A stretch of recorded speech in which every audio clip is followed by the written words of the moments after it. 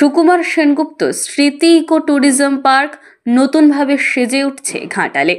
পশ্চিম মেদিনীপুর জেলার ঘাটালে eco tourism park শুভ উদ্বোধন হয়েছিল 24শে জানুয়ারি 2007। এই পার্কটি ঘাটাল শহরে অন্তর্গত। এই পার্ক অনেকটাই রক্ষণাবেক্ষণ করে ঘাটাল পঞ্চায়েত সমিতি। পরিকাঠামো অনেকটাই কম, ভেঙেছে দোলনা, ভেঙেছে একাধিক জিনিসপত্র, নেই ভালোভাবে গাছ, ফুল একাধিক বনের জঙ্গলে ভরে রয়েছে। মানুষজন যেতে ভয় পায়। একাধিকবার টাকা বরাদ্দ হলেও রক্ষণাবেক্ষণ হয়নি, এমনটাই মনে করেছেন সাধারণ মানুষ। 2026 ঘাটাল পঞ্চায়েত সমিতি টাকা বরাদ্দ হলেও ধীরে ধীরে সেজে উঠছে ইকো ট্যুরিজম পার্ক। সামনে 25শে ডিসেম্বরকে লক্ষ্য করে এই পার্কটি রক্ষণাবেক্ষণের কাজ শুরু করেছে ঘাটাল পঞ্চায়েত সমিতি। পঞ্চায়েত সমিতির সহসভাপতি বিকাশ কর কি বললেন শুনে নেব, পাল্টা বিরোধী দলের বিজেপি বিধায়ক কি বললেন তাও শুনে নেব। Bureau report, Ghatal live TV. Eco tourism park এটা আমাদের ঘাটালের নিঃশ্বাস নেওয়ার জায়গা। ঘাটাল পৌরসভায় 17টি ওয়ার্ড আছে, কোনো পার্ক নেই। আমাদের 12টি অঞ্চল, কোনো পার্ক নেই। তো সেই জায়গায় আমরা সব দিনই সচেষ্ট আছি ঘাটাল পঞ্চায়েত সমিতির পক্ষ থেকে এই পার্কটি যাতে সুন্দরভাবে বিউটিফাইড করা যায়। যদিও ফান্ডিংয়ের সমস্যা আছে, আমরা পঞ্চায়েত সমিতি এই টার্মে আসার পরে ফিফথ ফিনান্স থেকে প্রায় 1 কোটি টাকার মতো আমরা খরচ করেছি।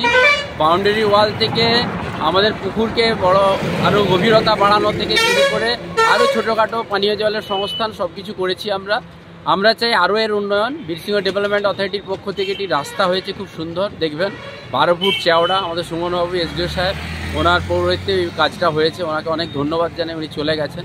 তো আমরা চাই এই পঞ্চায়েত সমিতির পক্ষ থেকে এত বড় পার্কটিকে সুন্দর করা খুবই কঠিন, তবু আমরা চেষ্টা করছি। বীরসিংহ ডেভেলপমেন্ট অথরিটি বীরসিংহে আমাদের বিদ্যাসাগরের যে জন্মস্থান সেখানে কনসেন্ট্রেট করেছে, বড় পুষ্করিণীর বিশাল বড় সেখানে পার্ক হয়েছে, যদিও মানুষ কম্পারেটিভলি কম যায়।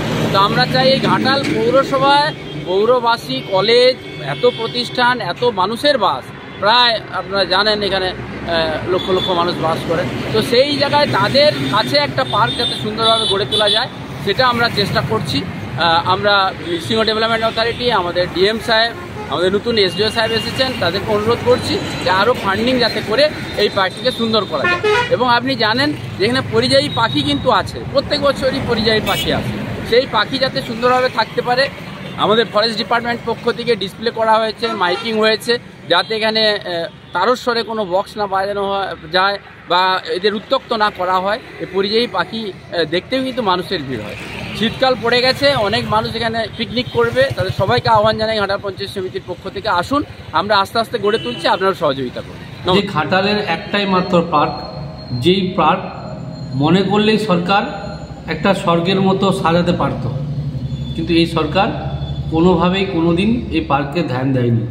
আজকে আর কয়েক মাস পরে ভোট আছে, নির্বাচন আছে, সেই নির্বাচনে মানুষকে একটা টোপ দেওয়া হচ্ছে। এক কথায় বলা যায়, বাচ্চা ছেলেকে যেমন ললিপপ দেওয়া হয়, ঠিক সেরকম ললিপপ দেওয়া হচ্ছে। এইখানে না পুকুর পরিষ্কার করা হয়েছে, না দোলনাগুলো ঠিকঠাকভাবে রিপেয়ার করা হয়েছে, না ওই পার্কটা পরিষ্কার পরিচ্ছন্ন করা হয়েছে। তাহলে কিসের জন্য 1 কোটি টাকা? এটা পরিষ্কার আমরা বুঝতে পারছি। বিকাশ কর বাবু যবে থেকে পঞ্চায়েত সমিতির সহসভাপতি হয়েছেন তবে থেকে উনি টাকা মারার ধান্দা করেন। গাছের টেন্ডার যদি 16 লক্ষ টাকা হয়, অবৈধভাবে কন্ট্রাক্টরের সঙ্গে 8 লাখের চুক্তি করে 8 লাখ টাকা পকেটে নিয়ে যায়। তো আমরা খুব তাড়াতাড়ি, আজ হোক কাল হোক বা নির্বাচনের পরে হোক, পঞ্চায়েত সমিতি আমরা অডিট করা হোক। এই যে বড় বড়